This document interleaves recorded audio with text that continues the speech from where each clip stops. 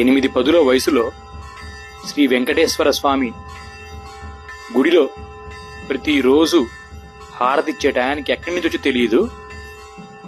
ప్రతిరోజు పొద్దున్నే వచ్చి చేతులతో దాదాపు ఆ 30-40 కేజీల బరువుండే ఆ గంటను మోగిస్తూ ఉంటుంది. ఆ వెంకటేశ్వర స్వామి ఆమె గంట మోగిస్తే కానీ నైవేద్యం స్వీకరించడేమో. దాదాపు 1/2 గంట పట్టిద్ది. స్వామివారికి అంత ముందున్న అలంకరణ తీసేసి స్నానం చేపించి మళ్ళీ అలంకరణ వేసి హారతిచ్చి పక్కన ఉన్న దేవుళ్ళకి హారతిచ్చి అప్పుడు జనాన్ని చూపించేటప్పుడు దాకా ఈమె గంట మోగిస్తానే ఉండిద్ది. చూడండి ఆ భక్తి. తనకు తెలుసు ఈ కార్లు బంగ్లా కన్నా కూడా చనిపోయిన తర్వాత దేవుడు చూసేది పుణ్యం, దేవుడి మీద నమ్మకాన్ని మాత్రమే ఆయన ఆస్తిగా కొలుస్తాడని.